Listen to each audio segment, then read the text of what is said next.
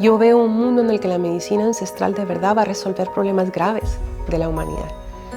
Y con amor y con respeto va a recibir finalmente el reconocimiento y el espacio que se merece en toda esa epistemología, ese montón de sabiduría que hay en el planeta. Mónica Berché González, antropóloga y socióloga, ha dedicado su vida a unir la ciencia moderna con la sabiduría ancestral de la medicina maya. Desde la investigación internacional hasta la acción en comunidades, su trabajo está transformando la forma en que entendemos la salud preventiva, regenerativa y profundamente humana. Una historia que inspira, conecta y trasciende. De pequeña, yo soy la mayor de 7 hermanos. Mi papá es médico, salubrista, se dedicó siempre a salud pública. Mi mamá es psicóloga. Y entonces yo crecí en una casa llena de bullicio, llena de juegos, donde estaba prohibida la tele. Mi papá solo nos ponía música clásica y nos dejaba ver tele los domingos un rato, y llena de libros. Entonces, él decía que en cuerpo sano, mente sana. Entonces todos desde pequeños aprendimos a jugar pelota, béis, lo que fuera, mucho deporte. Y yo recuerdo mi vida afuera, no adentro de la casa. Siempre estuvimos saliendo, que en el campo de béis, o que yo hice ballet, luego jazz, y todo era como cultivar el cuerpo y la mente. Entonces mi niñez siempre la recuerdo como jugando de todo, juegos de mesa, bullicio, tenta, más ese tipo de infancia. Y siendo la mayor, cuidando a todos mis hermanitos, que era una marimbita así, entonces también como que me marcó mucho esa tendencia a cuidar, proteger, a ver que todos estuvieran bien. Yo era la que llevaba las curitas en la bolsa desde que era chiquita, por si alguien se raspaba la rodilla.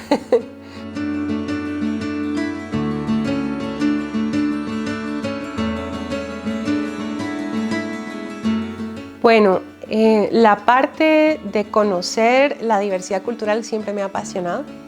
Mi papá me llevaba con él a los proyectos de la Unión Europea lejos cuando yo era muy pequeña, a ver comunidades muy remotas y a entender esa diversidad y otras formas de vivir en el mundo. Y eso me empezó a cautivar mucho. Luego él me regaló algunos libros sobre diferentes versiones de la historia de Guatemala. Y a mí eso me movió un montón, porque eran cosas que no se leían y no se veían en la tele todo el tiempo. Y dije, wow, quiero conocer esa otra parte de mi Guatemala, que no siempre es perfecta, pero que es la realidad. Entonces, de allí empecé a tomar cada oportunidad que pude para salir con quien me llevara a cualquier parte, de cualquier rincón de Guatemala a conocer. Era la más chuta y metiche de todo el mundo. Me metía a las cocinas de todas las señoras, les hablaba y me empecé a enamorar de entender diferentes aspectos de Guate, problemas sociales, de salud, de ambiente. Y yo veía, ok, lo que no tenemos es comunicación. Tú estás diciendo lo mismo que yo, pero desde otra perspectiva. Y ese mosaico de interpretaciones de una realidad siempre me conmovió mucho. Creo que fue entre los 15 y los 16 que yo finalmente decidí que iba a estudiar antropología en vez de medicina.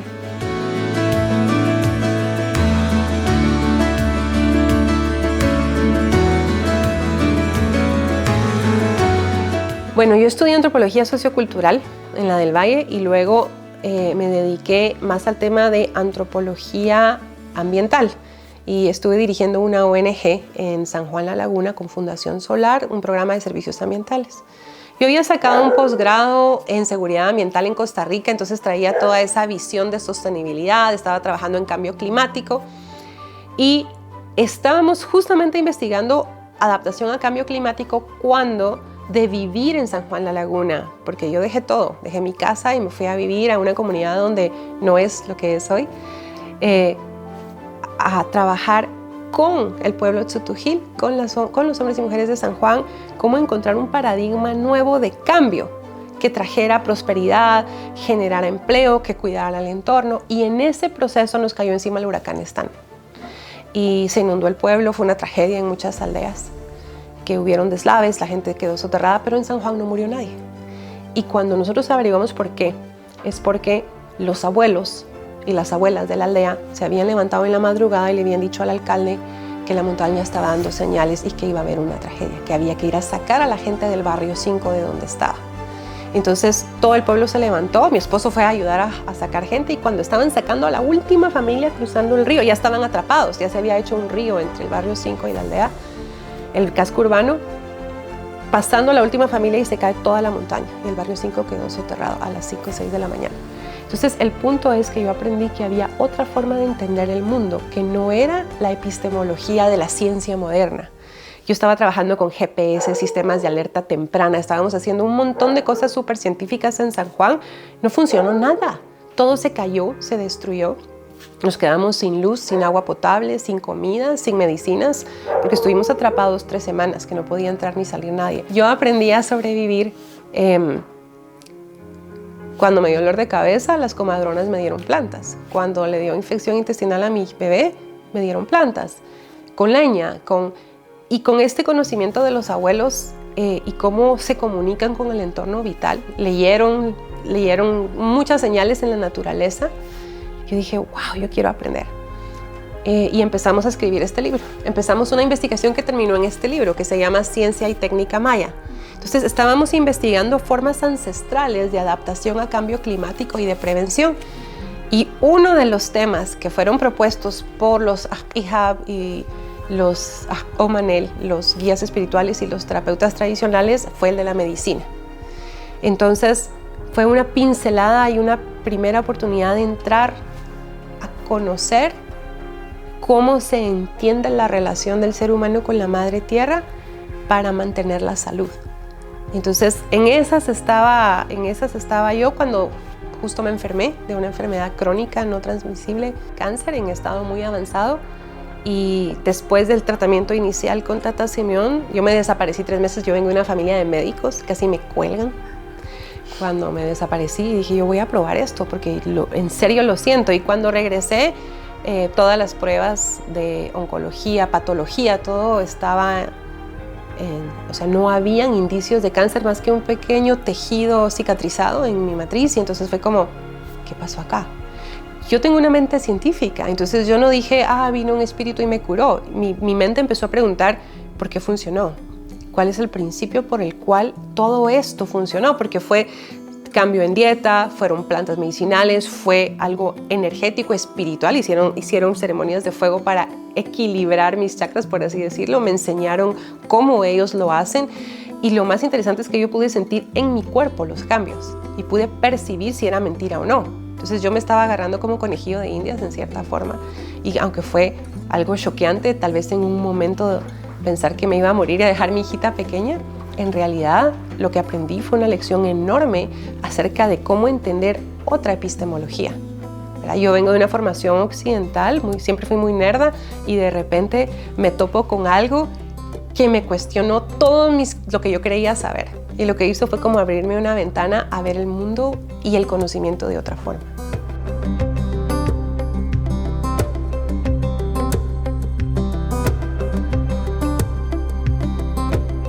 Pues yo seguí dirigiendo esta ONG allá en San Juan cuando me invitaron a Costa Rica a dar una conferencia sobre sociedad civil en preparación al cambio climático. Y ahí conocí a un profesor de la ETH Zurich, que es la universidad número 1 de Europa continental. Y yo había estado aplicando a una universidad en Lund, me iba a ir a una maestría y en eso me sale esta oportunidad y me dice, quiero escribir un libro contigo.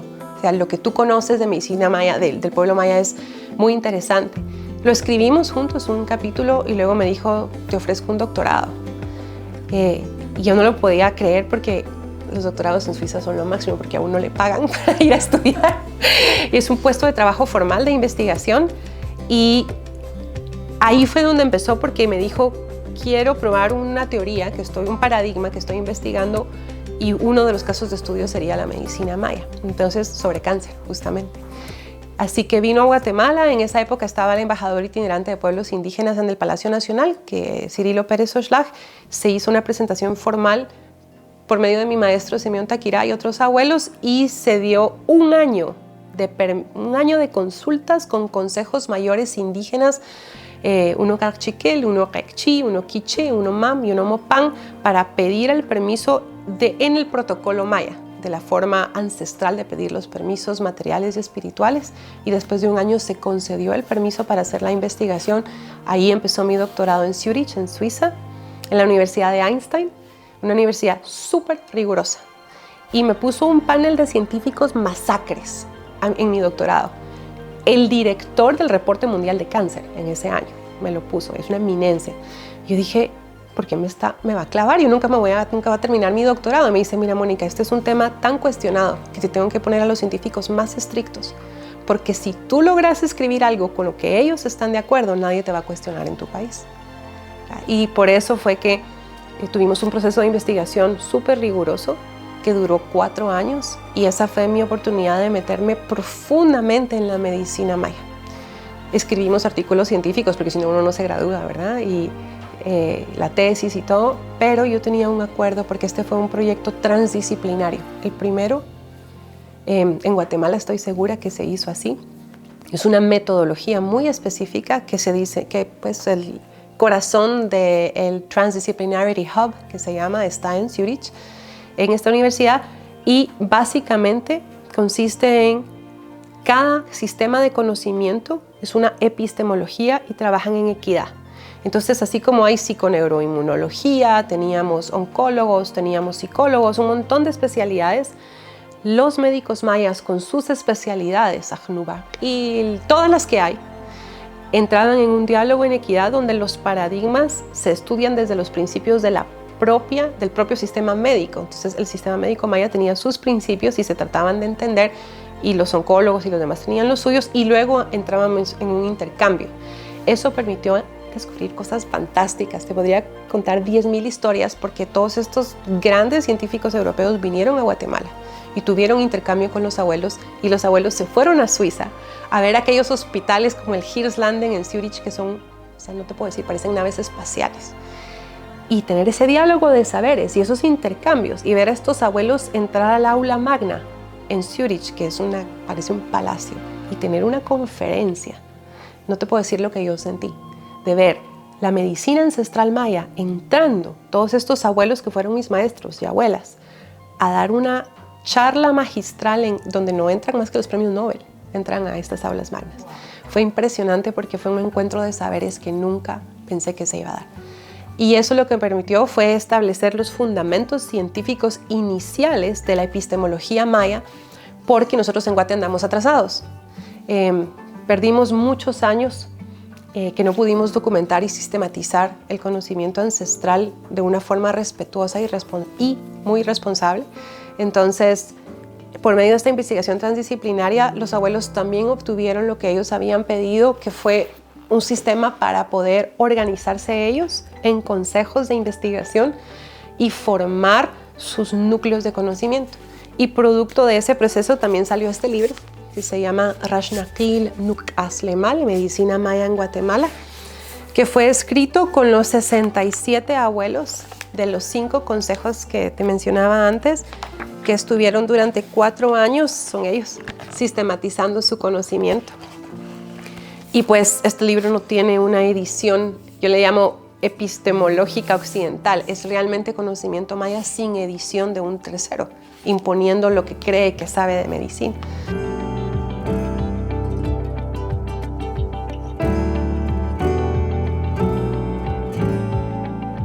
Esta es la historia más interesante de cómo hacemos la investigación desde entonces hasta hoy en los proyectos.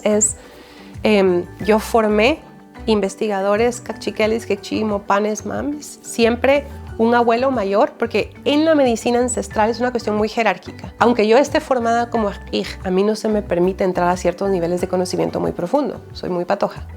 Hay abuelos que tienen una jerarquía y un respeto enorme en sus comunidades. Ellos son los únicos que pueden entrar en contacto con un abuelo de igual nivel energético, digamos, para hablar de cosas muy profundas de medicina y que se revelen, porque si no a mí me van a decir un montón de cosas, pero nada como muy profundo. Entonces, lingüistas mayas, un joven que podía usar la computadora y todo, y entrenamos abuelos y jóvenes para ir y hacer todas estas investigaciones, y yo estaba realmente escuchando, transcribiendo. Fueron en idiomas mayas, los traducimos a español, y luego pues más de 900 páginas de conocimiento Mi trabajo fue, después de escribir los artículos científicos y todo eso, sentarme con los abuelos un año en reuniones de consejo y hacer capítulos concisos, presentarlos, y ellos me decían, no hay permiso de decir eso, quítalo. O expande en esto porque no se entiende. O quita, pone, agrega, y juntos editamos este libro. Entonces fue un año de un proceso de mucho respeto, porque yo quería poner todo. Y me dijeron, el mundo no está listo para eso, lo van a usar mal. Vamos a empezar dando cápsulas de sabiduría. Y si se las pueden tragar, luego les puedes dar algo más grande, pero no todo de entrada. Entonces, para mí como investigadora, fue una lección en humildad cultural. Si tú buscas, tú no vas a encontrar mi nombre en este libro, más que adentro si lo rebuscas mucho. Porque para mí fue un acto de respeto decir, yo no soy la dueña del conocimiento para poner mi nombre aquí, aunque me haya tardado 6 años en hacer esta investigación con ustedes. Y el honor se le da a los abuelos que han portado este conocimiento este conocimiento viene de 2000 años atrás y ellos lo siguen portando. Entonces queríamos darles a los abuelos, como científicos mayas, el respeto y el lugar que se merecían. Por eso el autor es el Consejo Mayor de Médicos Mayas de Nacimiento. Y ese es un principio fundamental en investigación transdisciplinaria, ese respeto.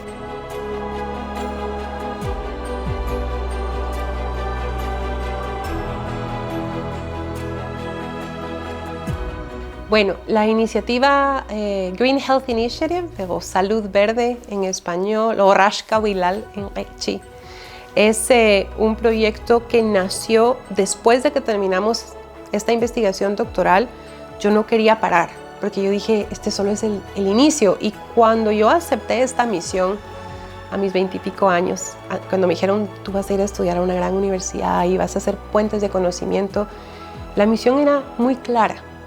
La ciencia maya no se reconoce como ciencia hoy en día. Es como folclore, si bien nos va, en una Guatemala profundamente, que heredó un racismo histórico. Es difícil a veces que se entienda aquí con respeto que un abuelo, que tiene miles de especialidades, es realmente un gran científico. Era uno de estos abuelos con los que yo he trabajado que conoce 500 plantas y cómo usarlas en lugares donde no hay doctor y no hay puestos de salud. Digamos, la misión era entender, llevar eso a Guatemala y al mundo. Entonces, Salud Verde empezó con los abuelos del Consejo Q'eqchi', que se rehusaban a decir, ya publicamos el libro, ya terminó.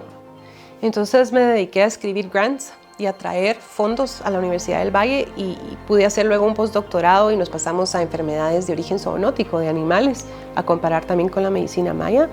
Luego otro postdoctorado en temas, cayó el COVID-19, así que terminamos estudiando eso, y más plantas en el bosque.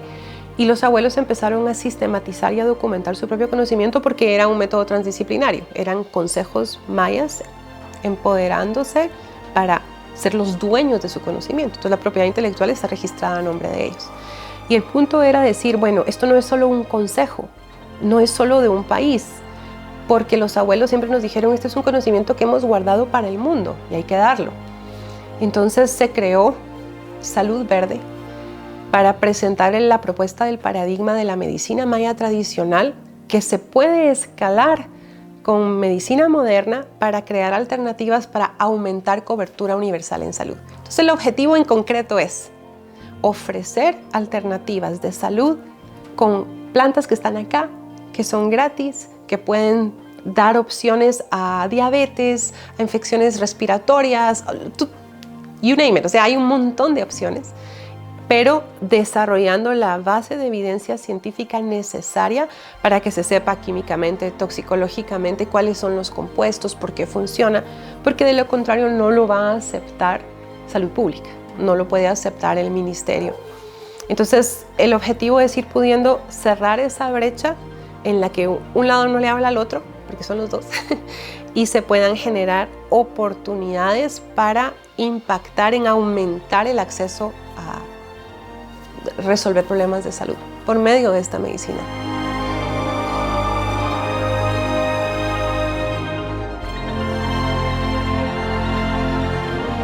La primer característica que me conmovió hasta los huesos es la profunda comunión con el entorno de vida, con Nanita Auleu, Madre Tierra, Un guía espiritual camina en equilibrio y un médico maya tiene que estar en profundo equilibrio con Madre Tierra porque es una relación. Cuando van a cortar una planta, no solo, se corta y vamos a hacer la medicina, no, es una hermana viva y se le pide permiso al Creador del Cielo, a la Madre Tierra y a la planta para cortarla y se le dice, regálame unas de tus manitas porque con eso voy a crear la medicina que va a curar a mi paciente.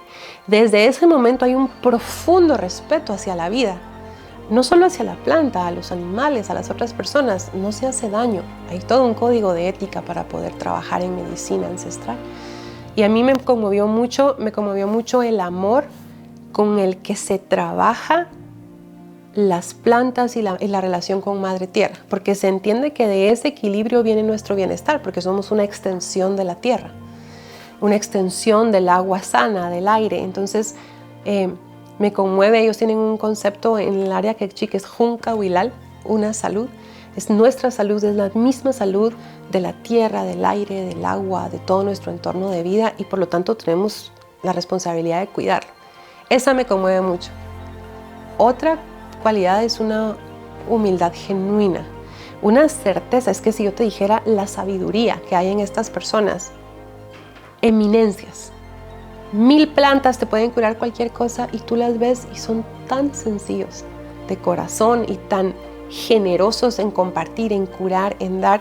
Yo decía, hay seres humanos así en la tierra, sí hay, sí hay. Y eso me conmueve mucho. Pero no quiero dejar de un lado ni romantizar eso porque te tengo que decir que es excepcional el nivel de conocimiento científico que tienen los abuelos. Y eso es lo que hay que reconocer. La sabiduría profunda y el conocimiento real, porque son investigadores, prueban, hacen, deshacen, siembran. Es un método científico profundo, toda esta medicina ancestral. Y eso creo que también fue de las primeras cosas que me tocó reconocer con humildad y decir, estoy ante eminencias. Es solo que mi historia en Guatemala no me lo enseñó así, pero así es.